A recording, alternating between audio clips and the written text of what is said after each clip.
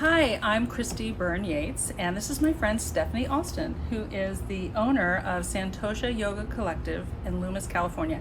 And I have been coming to her studio for several months now, and I have to tell you, I am in love with the classes that I take here.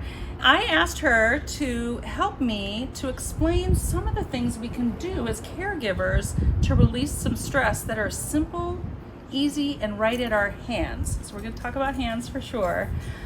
But I was explaining to Stephanie, and we've talked a lot about caregiving, and so she knows what I do, and we've talked a lot about the dilemmas that caregivers face. And the thing is, caregivers, we carry a lot. We carry our person in our heart, we carry them in our head, we're thinking about them, and we oftentimes carry them in our arms, in our hands.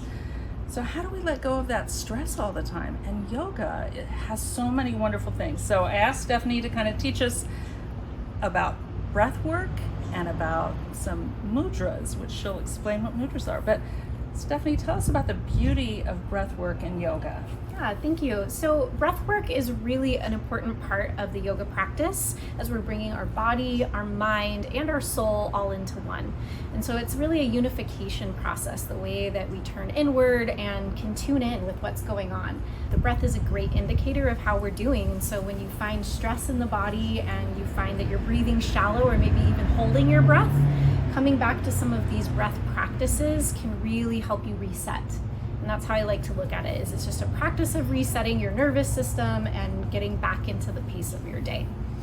So it's beautiful. That's exactly what I wanted to be able to share with folks. So tell us more. Yeah, so there's a few different practices that you can start with that are really accessible for anyone, whether you're doing them for yourself or teaching them to somebody. So if you're going to share them with your kids or someone you care for. And the first one is called a Vritti breath, which really just means matching your inhale with your exhale. So to practice, we're going to breathe in through the nose for a count of 4. So on your own, we'll breathe in and exhale for a count of 4. Good, and then you can repeat that as many times as you want, just matching your inhale with your exhale. And the idea here is to really still the patterns of the mind. So if you find that you have a lot on your plate, if your mind is just constantly going, this is a really great way to give your mind a job, something to do, to watch the breath and count as you go. So the next breath practice I would recommend is called a complete breath, or sometimes called a Durga Pranayama. But what that really means is just breathing from the base of your belly, through the center, and all the way to the top. So you can think of it in 3 parts. You're breathing bottom, middle, and top. And if it's helpful to visualize something here, I recommend like a glass of water, filling from the bottom. So we're going to practice together. You can even hold to your belly as you start. So you breathe in here first, then through the middle, then to the top. Good, and then you're gonna let it out from the top down. Emptying all the way. Good, you wanna do that one more time? Yeah, that's a good one. Okay, so from the bottom, fill, through the middle, to the top, and then empty in reverse. So this allows you to really be aware of completely using your capacity. Sometimes we don't even realize that we're not using the very base of the lungs. Right. Yeah. Okay. So the next breath technique is called a buzzing bee breath, or a Brahmari breath. And this one's a little bit more fun, and we get to use the hands with this one too.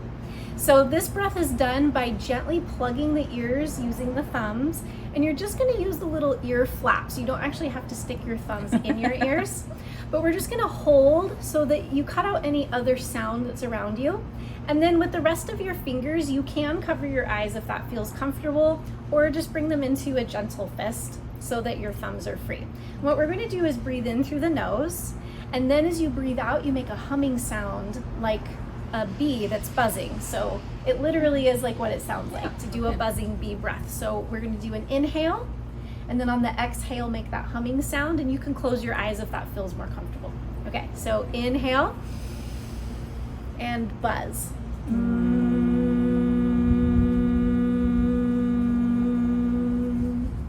Okay, how'd that feel? Oh, that was fun.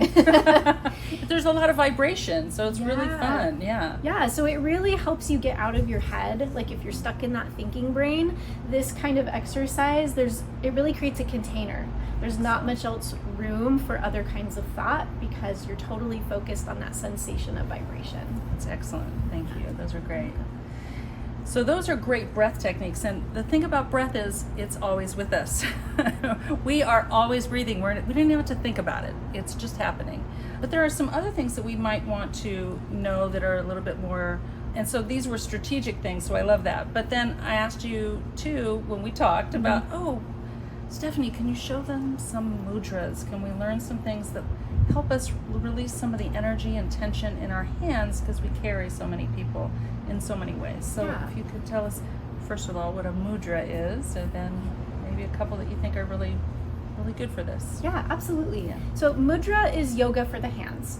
And sometimes we think of yoga practice as we need to get on our mat, we need to change our clothes, do all these things to even start. And even breath work, sometimes we might not be in a place where we can do a buzzing bee breath, or it might not feel comfortable in that moment. So what can we access that helps us focus our mind and get into the body in a really simple way? Yeah. And so the hands are a great tool to be able to focus the mind, especially when you think about, like, if you ever get fidgety or feel anxious, a lot of times the hands are moving, they need something to do.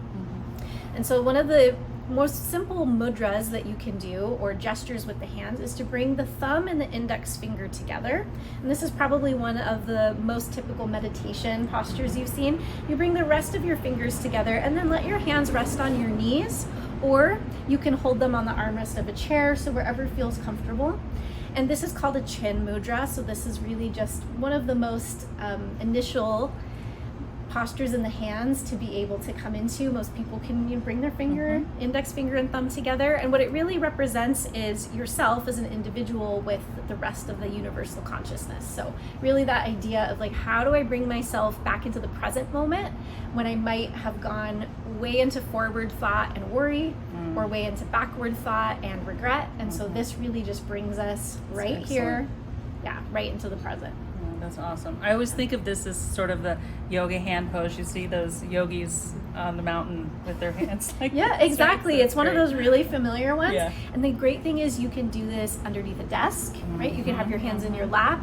You could do this in the car if you're at a stoplight, and just take a moment and bring your hands into this position, and it can be really centering. Excellent. Okay. Did you have any other mudras that you wanted to share? I do. So another mudra that I especially love is called a Shiva Linga mudra. So you're going to start with your left hand right around at your belly button, or right at your center, and then take your right hand and make a fist with your thumb up like a candle. You're going to set that candle right on your palm. And that's really all you need to do. Wow. But this is meant to balance the masculine and feminine energies within the body. So you can think of it like yin and yang. If you're thinking of, like, that really busy energy to match with that restful energy. So this is a really good balancing one, whether you're feeling tired or if you're feeling hyperactive. For both, it's going to bring you more into a place of into balance with both. Excellent. Thank you. That's easy. I like that. Okay. So the last one that I'm going to share today is a little bit more complicated. So if you're feeling like, okay, I really need to do something with my fingers, you are going to bring your hands together with the center 3 fingers interlaced and the index finger pointed up. And then your thumbs come together here.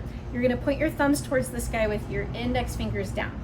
So it's a little bit more twisty in the hands. But this is really to help if you feel like you have low energy or need to get energized pretty quickly. This kind of mudra right at your center, which is that place of personal power, that place where we really feel our gut instincts, all those things that, like, worry and anxiety can sit in the belly. This is really meant to help center and ground that energy. So I think I was doing it wrong, but here we go. There you That's go. excellent. Interlace. You got it. Yeah, that is great. That's nice. So I always like to think of mudra for the hands as really that initial yoga work that you can do from anywhere. It's terrific. I mean, that's what's really cool about yoga, is it, like you said, it doesn't have to be all of the work. Not that I don't recommend yoga, because I think it's been tremendous for me, but these are just wonderful. And Thank you so much. I really appreciate it. Any other thoughts that you would give to caregivers or people who are carrying a lot of people? Just that holding space for yourself takes a lot of intention. It's sometimes easy to give and give and give, but we need time to inhale for ourselves as well. And so even if it is just a few breath exercises a day or a little bit of this yoga for the hands, being able to set an intentional, like, I'm going to do this for 1 minute, just be with myself for a minute, can make all of the difference in how you set the rest of your day. Well, thank you so much. I really appreciate this. And again, Stephanie Alston from Santosha Yoga Collective, thank you very much. Should we end with a namaste? Maybe we can do that. How's that? All right, so we're going to bring the hands together. This is another mudra, the Anjali mudra. Yeah. And then we'll bow and say namaste. Namaste. Thank you. Yeah.